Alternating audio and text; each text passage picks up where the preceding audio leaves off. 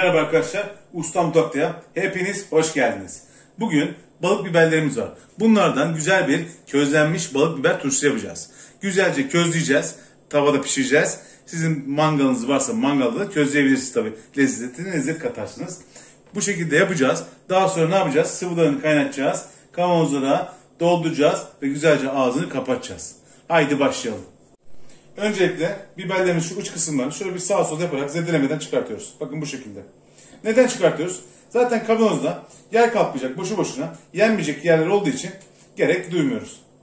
Bu şekilde güzelce bir sağ bir sol yaparak ne yapıyoruz?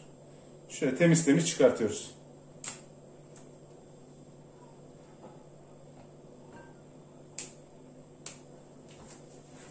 Öncelikle tavamızın altını yakıyoruz ve güzelce tavamızı kızdırıyoruz. Sonrasında biberlerimizi tavamıza atıyoruz.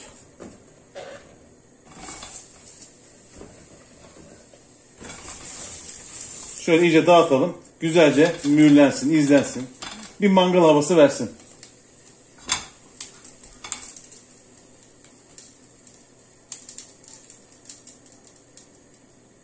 Tavamızı şöyle bir sallayalım bakalım. Öbür tarafta da pişsin. Evet, gördüğünüz gibi güzelce ne oldu?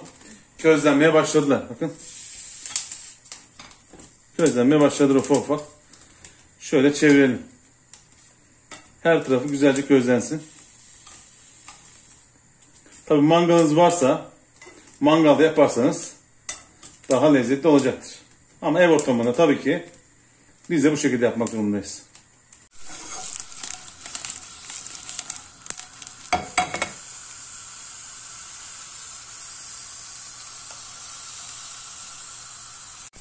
Evet, gördüğünüz gibi bu kadar yeterli olacaktır. Şimdi bunları kenara alalım ve diğerlerini yapmaya başlıyorum.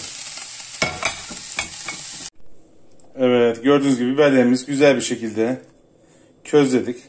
Şimdi ne yapacağız? Bunların bir kenara alıyoruz ve içinin sıvılarını kaynatmaya başlıyoruz. Bir bardak suyumuzu ekliyorum. İçerisine bir bardak, bunlar su bardağı, sirkemizi ekliyoruz. Ve aynı şekilde de şöyle bir bardak kadar da sıvı yağ ya da siz zeytinyağı da ekleyebilirsiniz. Altını yakıyorum. Ve içerisine son olarak bir yemek kaşığı daha kaya tuzumu ekliyorum. Ve güzelce bunları kaynatıyorum. Hafif pirelenme yaptığı zaman, böyle hafif kaynama aşaması geldiği zaman kapatıyorum ve kavanozuma doldurmaya başlıyorum. Evet. Sirkemiz, yağımız, suyumuz güzelce kaynadı. Tuzumuzu da atmıştık içerisine. Şimdi altını kapatıyoruz. Ve kavanozumuzu doldurmaya başlıyoruz. Evet, şimdi biberlerimizi şöyle kavanozumuza dolduruyoruz. Ben böyle bir kavanoz seçtim. Siz 2-3 tane yarım kavanozda, ufak kavanozda yapabilirsiniz. Bakalım bu dolacak. Ona göre bakacağım. Şöyle doldurmaya başlıyorum. Bu aşamada içine şöyle sarımsaklarım var. Onları ekliyorum. Ve tekrar ne yapıyorum? Üzerine şöyle dolduruyorum. Şöyle biraz sallayalım, yerleşsinler. Gerçekten mükemmel olacak. Közlediğimiz için de tadına tat kattık. Güzelce açacağız. Ve her sofrada yiyebileceğiz. Sabah öğle akşam yenebilecek bir turşu yaptık. Yağlı biber turşusu gibi düşünebilirsiniz. Közledik. Güzelce bir lezzet kazandırdık. Gördüğünüz gibi kavanozumuza hepsini sığdırdık. Kavanozum gerçekten hepsini aldı. Şimdi ne yapıyorum? Suyunu veriyorum. Şöyle tenceremle getiriyorum ve suyumu güzelce boşaltıyorum. Alabildiği kadar doldurabilirsiniz. Çok da böyle az bırakmayın. Gerekiyorsa ağzına kadar doldurun. Evet.